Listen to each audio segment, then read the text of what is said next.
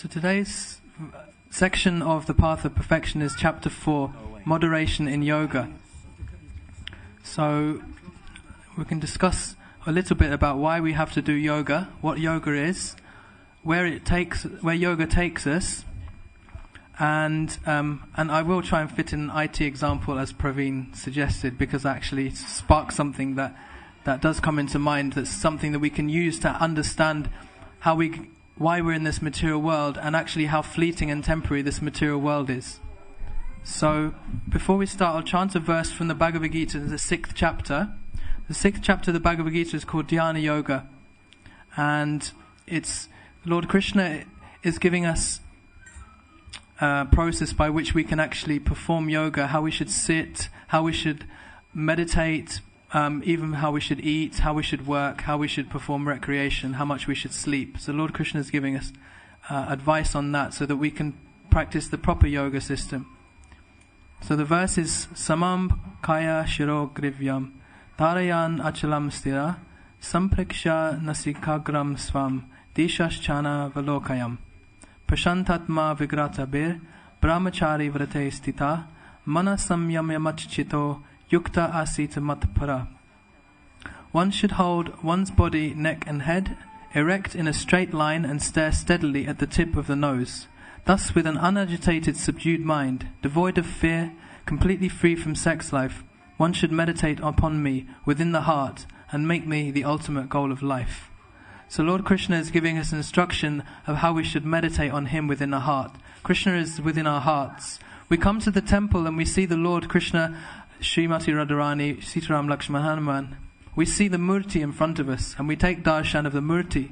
And we pray to the Murti and we ask for whatever it is we ask for, some blessings, perhaps some material benedictions, hopefully more spiritual blessings and benedictions from the Lord. And we come here regularly because we realize, as devotees of Krishna, we are all realizing that we need Lord Krishna in our life in some way, shape or form. And to the degree that we take shelter of that, then to that degree we become a devotee of Lord Krishna. So why does this material world exist, and what is this material world, and why are we here? These are basic fundamental questions that we ask ourselves from time to time, and especially when everything's going wrong in our life. Has anybody ever experienced when things are going wrong in their life? Hands up. I think there's more of you than that. Everybody, actually this is designed for that. The world is designed for suffering. And because we are here, this is a statement of independence. Shri Shri Radha Gokulananda ki, Sri Sri Sitaram Lakshman Hanuman ki, Shri Shri Gauranitai ki jai. Lord Krishna has kindly created this world for us, for people like us who actually, we want to become like Krishna.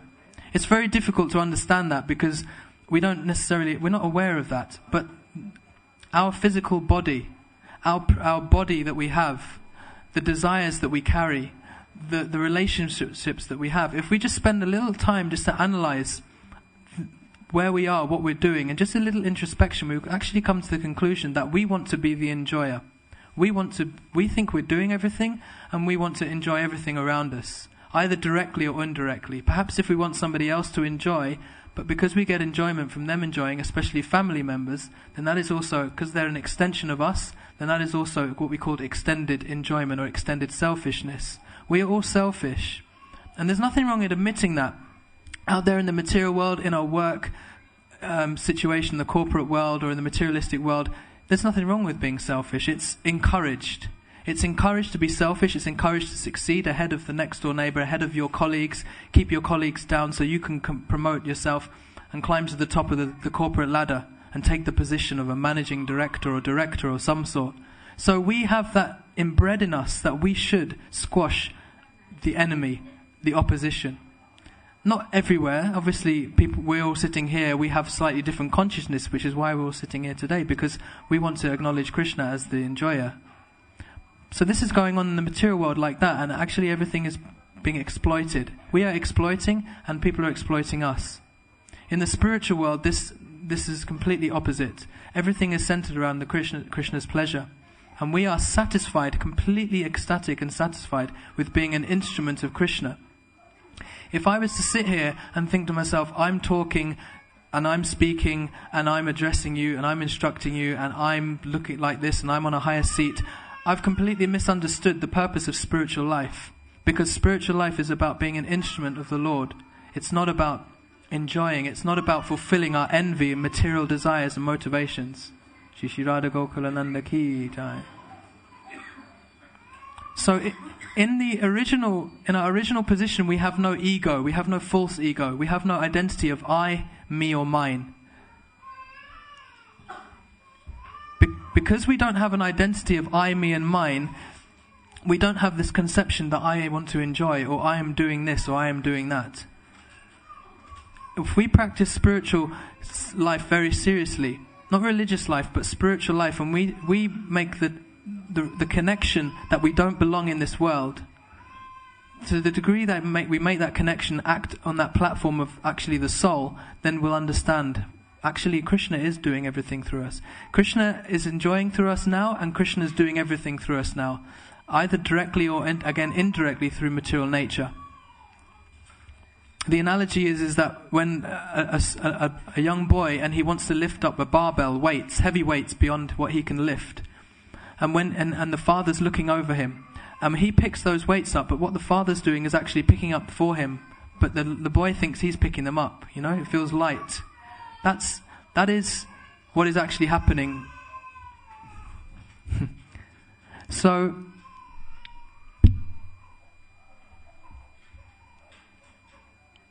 that is how material nature is operating. Material nature is doing everything, and we are just observing. We think we're doing it because we have a false ego. I am the enjoyer. This is mine. This is not mine. I like this. I don't like that. We are always accepting. We're always rejecting something or another. And this is basically our disease. If you just look around us and we think, how many times in a day I think, I've got to get up. I need to have a shower. I need to feed my kids. I need to go to work to get my money. I need to eat. Now I'm hungry. Constantly, this is the nature of the material existence. Is that separate? It's called a separatist existence from Krishna. So this is our disease. We've forgotten our connection with Krishna. As a result, we think we are the center of the universe.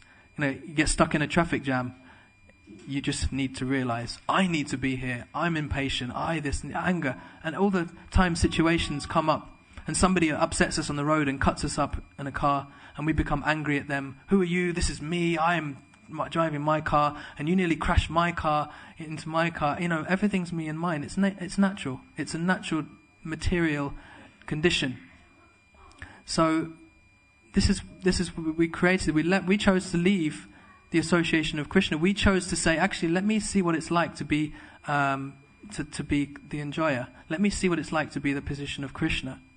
So we're infinitesimally small. So Krishna says, okay, I'll give you a little playground called the material world, and here's some toys, and you can play, and you can just get that sense of feeling that what it's like to be the center of the world, the center of the universe. Some people really, really obviously to be the center. You take Gordon Brown, somebody like that, very powerful political figure, running the country. It's impossible not to have a sense of I'm doing this and I'm enjoying this or I'm suffering that. It's impossible because he has so much power. The more power we have, the more we become intoxicated with that. So we have a little glimpse of what it's like to be God, but we don't have all of the powers that God has. Because we are infinitesimal and the Lord is infinite. So when he gives us the control, he also gives us actually, he's not really giving us control. He's just giving us illusion that we're in control. He's not really giving us control of anything because he comes with us. He's in our hearts, which is why the verses that we meditate on the Lord in the heart, because we have to realize that Krishna is constantly with us. Krishna is constantly advising us. He's constantly instructing us. We don't realize it. We call it conscience. We call it many things. So Krishna has actually created a playground, and he's given us an illusion to think we're in control. When that illusion starts becoming dismantled is when we start suffering. We see things going wrong. Then we know we're not in control. And for a brief second, we can see, actually, I'm not in control of anything. There's something beyond all of this. And then our ego starts to become a little bit down and subdued, and we become a little bit humble. And when we become a little bit humble, then we are open to spirituality, we are open to knowledge, we are open to something greater than this. And that's a privilege. So I'm not saying we should pray for suffering, but when we feel misery and reverses in life, it's a blessing. It's a blessing from Krishna, much more than when he gives us enjoyment. Because it allows us to open our hearts. We can do one of two things. We can become angry and we can say, I don't believe in God, I hate God, and we become an atheist. You meet atheists, and atheists are bitter because they didn't get what they wanted, and they're not willing to accept that God is in control. We're devotees. When we get suffering, the first thing we come to do is come to the temple and we say to Krishna, please help me. And we see the devotees and we seek spiritual advice. That is a blessing, because in this day and age where the movement of Krishna consciousness is spread far and wide, we have an opportunity to take shelter of spiritual knowledge. And Prabhupada's delivered us the conclusion of how to get out of this mature world in an extremely easy way, and a very easy to use user guide called the Bhagavad Gita and other related scriptures. Very, very simple process. What's happened is previous acharyas and Goswamis have taken all of the knowledge, all of the Vedas in various ways, and presented it in such a way that will be applicable for us to practice in the age of Kali Yuga.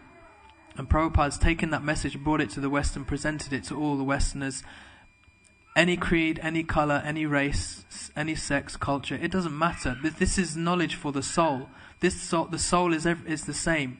Your soul, my soul, the soul of the ant, the soul of the plants, the soul of the demigods, they're the same consciousness, what we call Brahman. It's the same substance. These are parts and parcels of Krishna.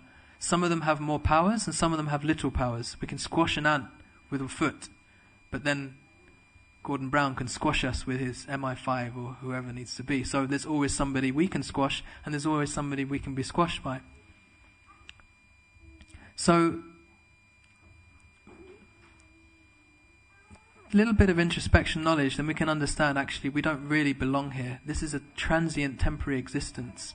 So coming on to yoga then, what is yoga? We practice bhakti yoga. Bhakti yoga is the process of yoga by which we connect to Krishna directly through devotional processes. The processes of Shravanam, Kirtanam, Vishnu, hearing Krishna's names, hearing about Krishna's pastimes, chanting Krishna's names, remembering Lord Krishna, and many other processes. These are all activities in our constitutional nature. It means that when we go back to heaven, or the spiritual world, whatever we want to call it, we will be doing the activities that we are doing now. But we will be doing them in pure ecstatic love, with pure love. So the process of yoga is purification. Yoga is not about stretching our bodies to get rid of our aches and pains in our old age, feeling it today particularly in the back and the shoulders, thinking I should do a bit of yoga. But that is not really yoga. It's just a side benefit, a side effect of yoga. But real yoga means connection with Krishna, connection with God. And why?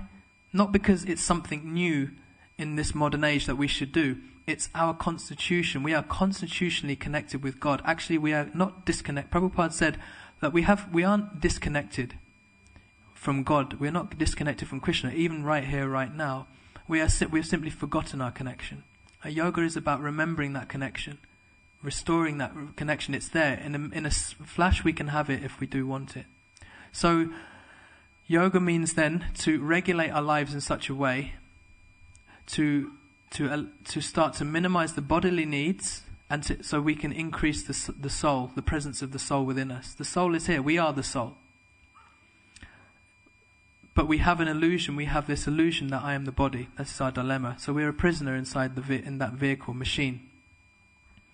And what yoga is there for is to give us very, very specific, difficult, not easy, but then nothing is easy. If we want money, we have to work hard for it. If we want a family, we have to work hard for them. If we want to look after a community, we have to work hard in doing that.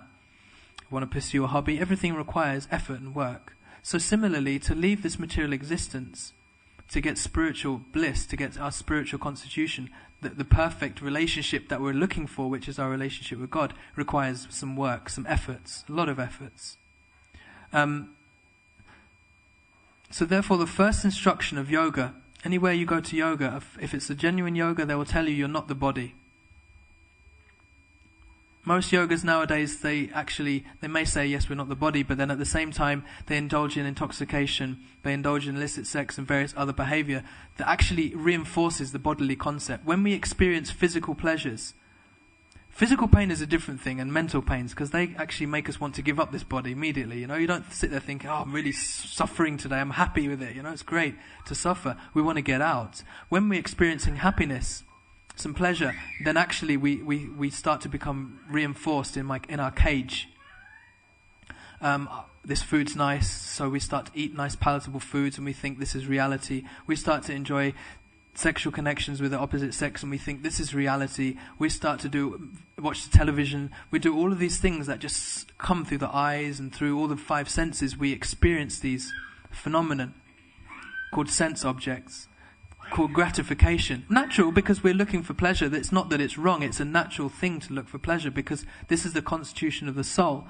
But the soul is looking for spiritual pleasure, and these objects that we experience are material. So material pleasures make us think the identity. Yes, my name is Jaya Govinda, and I'm this, and I've got this much money, and I'm an IT consultant, and I have a family, and I drive this car. All those are false designations. They're not to be hung on to. So yoga is teaching us, moderate all of this. Eat less. Eat just what we need. We should eat to keep body and soul together. We sleep just so we can function normally. We work minimally so we can get whatever income we need to maintain ourselves. We don't live extravagantly. And this helps us release the cage, the prison, because we start then to see it as it is. If we indulge in it, makeup, and all these things. I know for ladies it's a little different. You should have makeup because it's the nature of women to want makeup. But actually, if we understand who we are inside, then we can minimize these things and not try to get something from them. There is nothing wrong with material things, but when we try to get something, we squeeze something out of it, we try and get some pleasure, then it means that we're not looking to Krishna for that pleasure. And that's our natural constitution, is that Krishna's the one who gives pleasure. Because Krishna's Rishikesh, he's the master of the senses, which means even if we're in a terrible, dire situation, somehow or another we feel satisfied. When we have spiritual, for example, if we're hungry, but then we practice some chanting or something, even internally, just reflecting and meditating on Krishna's beauty, all of a sudden we forget our body, we forget our existence. So that proves that the consciousness inside is being fed, is being nurtured by that process. So we minimize the necessities.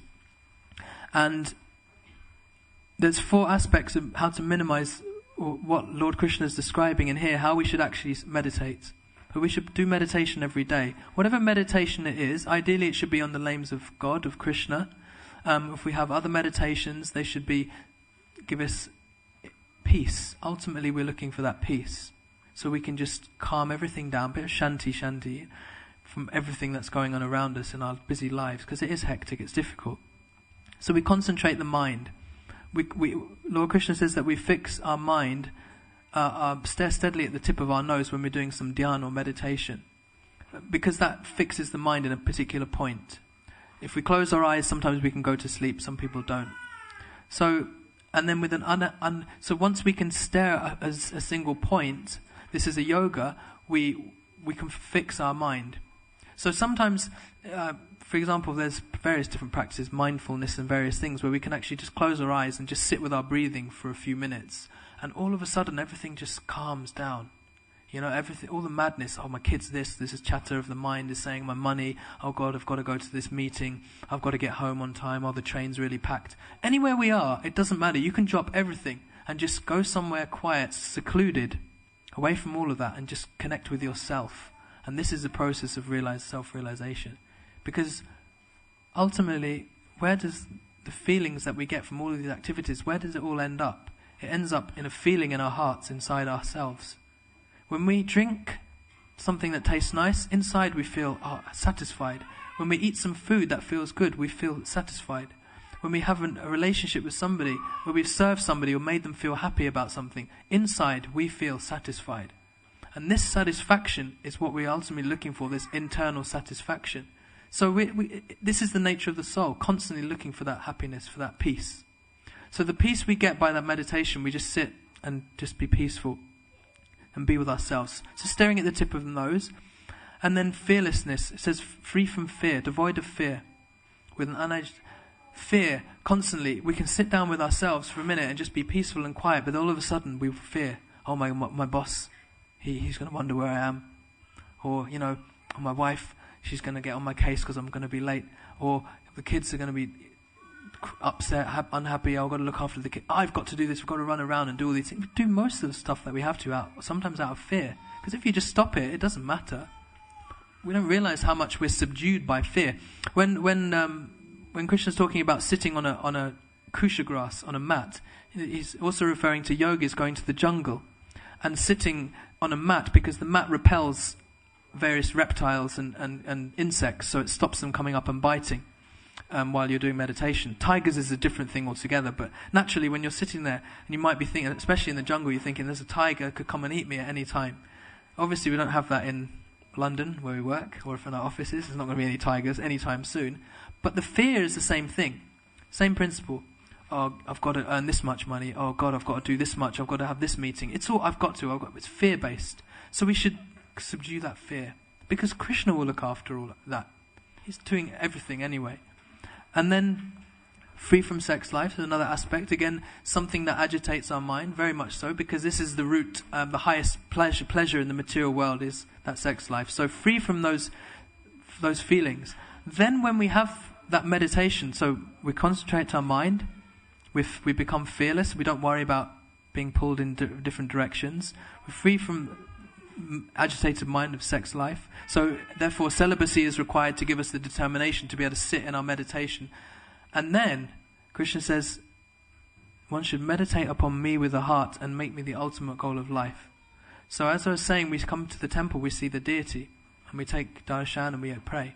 But that Lord is within our hearts. He's there. And we can feel him and we can hear him. The soul and the Lord Krishna within our hearts, they are eternally connected. Eternally connected. We've just forgotten the connection. So once we start to do that, and we do that meditation, we do that regularly, chanting Krishna's names, whatever it is, and start to meditate within, then we will start to feel very different. And we will start to realize there's a different source of pleasure. There's a very different source of pleasure to what we're experiencing today. And that pleasure is Brahman, is Krishna, is the transcendental realm. It's this energy of the soul. And that world is a different world. It's completely opposite to this. In this world, there's misery. In the spiritual, in our constitution as spirit, there is pure bliss. There is never misery. In this world, things come to an end. Whatever we're doing will come to an end. It gives us pleasure. It may be whatever chapatis we eat, chapatis and sabji we eat. Nice, my favorite sabji. I love roti and everything. So we have that, and then it runs out, or we become full up. So we have to come to the end of that pleasure. And then sometimes we eat so much sabji and roti that actually we feel sick, and then we don't want to eat that sabji and roti. So everything has to come to an end. Pleasure is like that. So everything comes to an end. There's misery in this world, and we're ignorant. We forget. Sometimes we might get an amazing revelation about something, and then the next day we forget it. It carried us for a while. So we're not what we call cognizance. We don't have that awareness, and therefore we get cheated sometimes, or we mistreat somebody, or we have imperfect knowledge.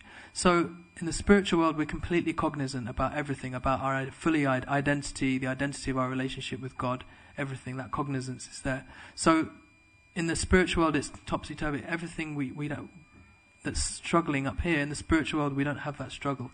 So what we're looking for is that's pleasure, but we're looking in the wrong place. We're just looking in the material dimension for the spiritual pleasure. So Krishna is saying then we should not eat too much and we should not eat too little. We should not sleep too much and we should not sleep too little. We shouldn't work too much and we shouldn't work too little.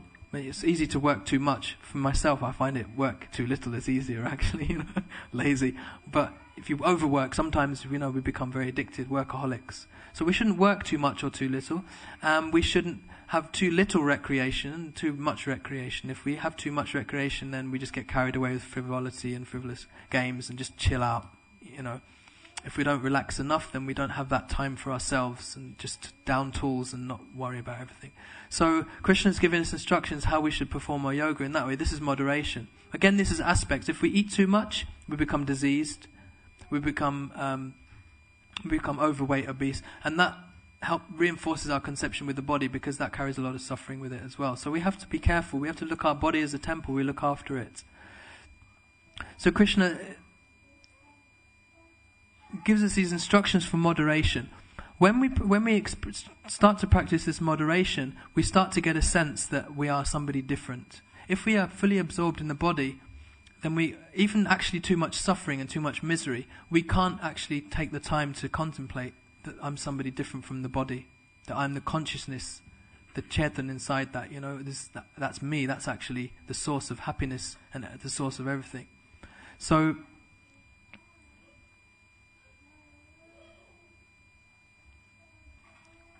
that moderation will give us that spiritual. Now, why should we come to that platform of Brahman then?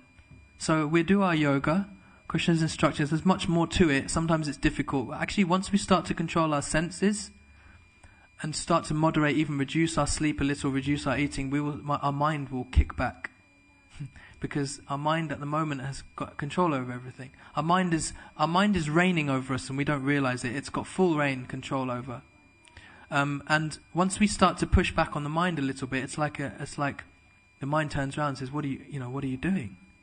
I'm in control. I'm the controller here, So then you start to have an inner conflict, and that is what yoga, the path of yoga, is about: tolerating that, tolerating and resolving that conflict. Your mind is kicking back, so you start to work out ways how you can surpass your mind. Krishna will help us. When we do practice the Krishna consciousness, Krishna helps us overcome the mind. But the mind is the key, because Krishna says here, Bandhur atatmanasthasya yenat maivatmanajita anatmanastu shatruvai vartatmaiva shatruva, that one who has conquered the mind is the best of friends, and for one who has failed to do so, to conquer the mind is the worst enemy. It's just things, basic things. Even everybody's trying to do it in some capacity, have some discipline over their lives, time management, control their amount of time, how much they do this, and all of a sudden you have a nice time management, and we have all these ideas, a really good to-do list and a calendar, and we've organized our day, and something comes in, turns it up, or our mind just refuses to cooperate. So controlling the mind is very difficult, and discipline is extremely very difficult, especially if we're not disciplined from a young age, and it's more tricky. We fight it, and then Krishna helps us. Then Krishna says that for one who has controlled the mind, the super soul, the Paramatma, Krishna in the heart, he's already reached. So this is the key to the success of yoga, that if our mind is controlled, then the Lord in the heart is reached. That means, what does this mean? It means we've reached the level of Brahman. And what is the level of Brahman? Everything in the world is duality. Happiness and distress, good and bad, dark and light,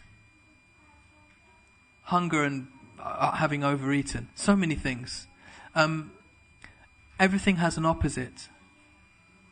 So if you take your hand and you've got the front of your hand and the back of your hand, you can never look at the back. You can never look at them both at the same time. You can look at the edge, but you can't see one or the other. Once you turn it, then you see one side of the hand, not the other side. But in order to have, you have to have the back and the front of something. You need the front of the hand, you need the back. You can't have one without the other. So the same way with duality, you can't have happiness without distress. You can't have, in the absence of light, there is darkness. The absence of happiness means distress. The absence of heat means cold. So duality is a material concept, but they are flip sides of the same thing. What we've done is we've come into this material world, and our mind has told us that happiness is better than is good, sadness is bad. Heat is nice for some, cold is not good. If we go to India, heat can be terrible. We want cold. And if we're in the UK and it's cold, we want to have hot. So depending on our circumstance, our mind is accepting or rejecting one or the other thing. This is called duality. This is the nature of material existence. What happens if you bring together heat and cold? It becomes neutralized. Or if you bring together light and dark, actually you can't really bring those two together. But that point of bringing together is called equilibrium. And equilibrium means that there is no existence of duality within that state. Then this is Brahman. Neither we are happy, neither we are sad. Neither we're hot, neither we're cold. Neither we're in pain, neither we're having pleasure. So that is Brahman. So then you think, well, that sounds like voidness or nothingness. But it's not. It's the platform where which we have a relationship with God in a pure ecstatic form. The happiness we experience in this world is a little bit of a reflection of what we can experience with spiritual happiness. But it's not everything. It's just a reflection. Once we start to connect our soul with God, with Krishna, through a process of bhakti yoga, so coming back to that moderation, we moderate ourselves to bring the soul and let the soul flourish and bring our real consciousness out. Once that starts to happen, we start to experience the ecstasy of the soul in relationship to God. And that ecstasy is something that you can't define what that pleasure means. There's no way you can materially analyze it because it's not coming from matter. It's not coming from the duality of pain and pleasure. So in that ecstasy, what does that mean? So what does that look like? The eternal beauty of the spiritual world. The goal of all yoga is to go back to that spiritual world and have that spiritual relationship with God, with Krishna, in some capacity. We may be a lover, we may be a mother or father, we may be a friend, we may be a servant, we may be an inanimate or seemingly inanimate object like a blade of grass or a flute. Anything. We are instrumental to Krishna's pleasure. That is the perfection of our life. It's very difficult to conceive because we think immediately, as soon as we say we're instruments of Krishna, we're for Krishna's pleasure, then we think, okay, mind starts to calculate, think, okay, that means I might get exploited.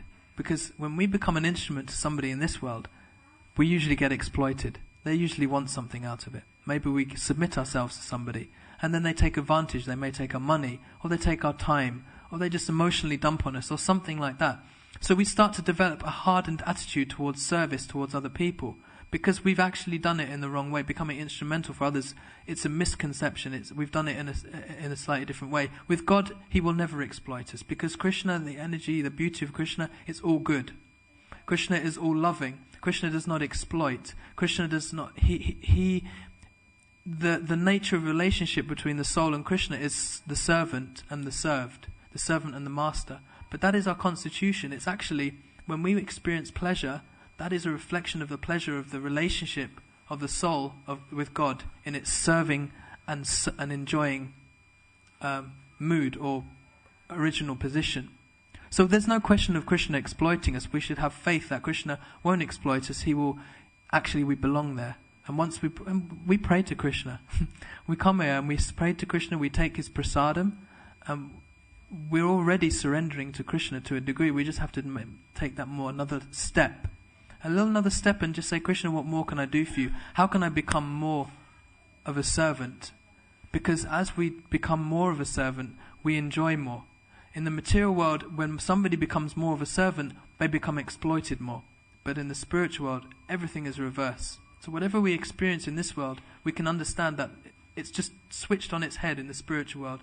And there's no bad, that spiritual world. So Srila Prabhupada describes the beauty of the spiritual world.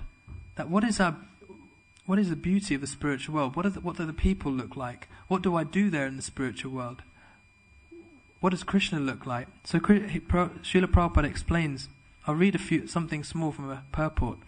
He says, as spiritual sparks of the beams emanating from the transcendental body of the Lord, we are all permanently related with Him and equal to Him in quality. The material energy is a covering of the spiritual spark, but in the absence of that material covering, the living beings of Vaikuntha Loka are never forgetful of their identities. Vaikuntha Loka is the spiritual planets where we belong, where we came from. They are eternally cognizant of their relationship with God in their constitutional position of rendering transcendental loving service to the Lord. The residents of Vaikuntha have brilliantly black complexions, much more fascinating and attractive than the dull white and black complexions found in the material world. Their bodies, being spiritual, have no equals in the material world. The body of a bright cloud, when lightning flashes on it, merely hints at their beauty. Generally, the inhabitants of Vaikuntha dress in yellow clothing. Their bodies are delicate and attractively built, and their eyes are like the petals of lotus flowers. What are our eyes like in this world, you know? Our eyes are like something else, you know? And if you turn up to work dressed in yellow clothing, you'd probably be thinking, what on earth you look like? You're sticking out like a sore thumb. Put your suit and tie on. Like Lord Vishnu, the residents of Vaikuntha have 4 hands decorated with a conch shell, wheel, club and lotus flower. Their chests are beautifully broad and fully decorated with necklaces of a brilliant diamond-like metal, surrounded by costly jewels, never to be found in the material world. The residents of Vaikuntha are always powerful and effulgent. Some of them have complexions like red coral, cat's eyes and lotus flowers, and each of them has earrings of costly jewels. On their heads they wear flowery crowns resembling garlands. You know, if you dress up like that, step into your office or come home dressed like that, you think you've gone completely nuts, you know. But this is beauty, actually. Flowers are beautiful, silk, beautiful clothes, jewels. All of these things are actually, in the material world, they're considered very, very beautiful and opulent. In the spiritual world, this is our natural attire, because everything in the spiritual world is beautiful. And so, as far as they're traveling around, it says, in the Vaikunthas there are airplanes in the spiritual world, but they make no tumultuous sounds. Material airplanes are not at all safe. They can fall down and crash at any time, for matter is imperfect in every respect. In the spiritual sky, however, the airplanes are also spiritual, and they are spiritually brilliant and bright. These airplanes do not fly business executives, politicians, or planning commissions as passengers, nor do they carry cargo or postal bags, for these are all unknown there. Makes probably a lot of our jobs seem like they're completely irrelevant. They don't exist in this, but there's no computers, there's no post, there's no telegrams, you know, there's no business that goes on there. Why it's no business? Because business is just material, you know. Everything's there is for pleasure and leisure. These planes are for pleasure trips only, and the residents of Vaikuntha fly in them with their heavenly, beautiful, fairy-like consorts.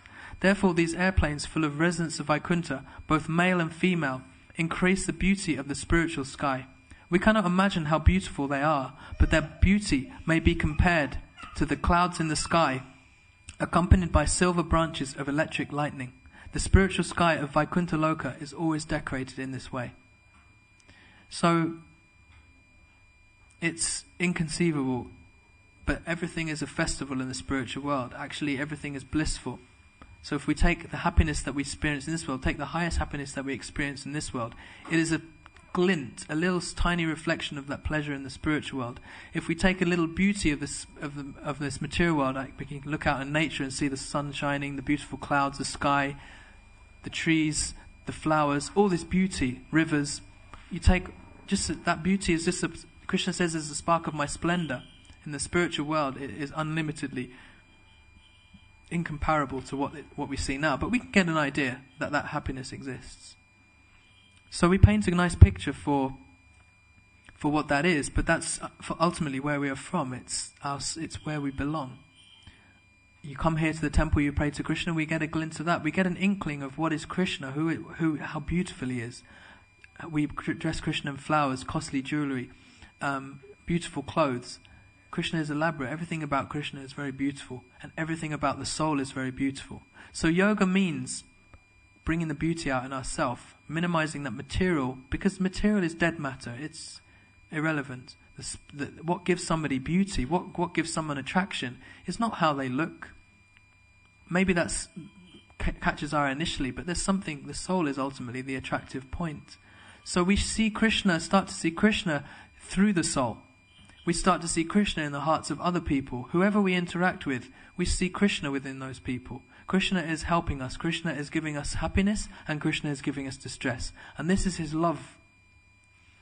And that's what yoga means. Yoga means being ultimately fully conscious of that love that Krishna is giving to us. He is helping us. This process of yoga is to perfect our consciousness, is to bring about that full realization of what is our relationship with God and how should I serve him and what is my constitution. Now, just to finish off, by moderation, we have to eat. So Krishna says you take prasadam, you offer food to Krishna and then you take his remnants. When Krishna glances over anything, it becomes auspicious, it becomes spiritualized. So we take it ourselves. we become spiritually nourished, and we give it to other people, they become spiritually nourished. So that controls our tongue. It controls our eating process, taking the prasadam. We take the holy name, Krishna's names. Again, it controls our tongue, it controls our speech. When our tongue is controlled, that is the key sense to controlling all the other senses. So if we just take Krishna's prasadam and we chant Krishna's names, the more we do this, the more we will relish that, and we will stop any mundane things. Our service is our work, so that's our physical execution of works. We do that. Whatever that work may be, we offer the result to Krishna. And we should constantly remain immersed in hearing the glories of the Lord. We can read the newspaper, and fine, we need to do those things out of necessity, just for basics. But if we analyze our needs, look at a cat or a dog. It walks around naked, and it just gets its food from wherever, and it gets food somehow or another. In one sense, we have to have that degree of surrender and confidence. If nature is providing the animals, nature will provide the humans. So we don't need much actually to survive if we really look at it. And if we're willing to live like that, then we will become recipients for spiritual mercy, because we will realize there's something much deeper than the material, everyday material things. We won't be interested in newspaper, television, all these things. We start to fill our minds with spiritual literatures and spiritual topics, and then the bliss of the soul will come very, very powerfully, like we've never experienced. And the more we do that, the more that bliss will come, and we will become perfect in our yoga practice. So thank you very much, everybody.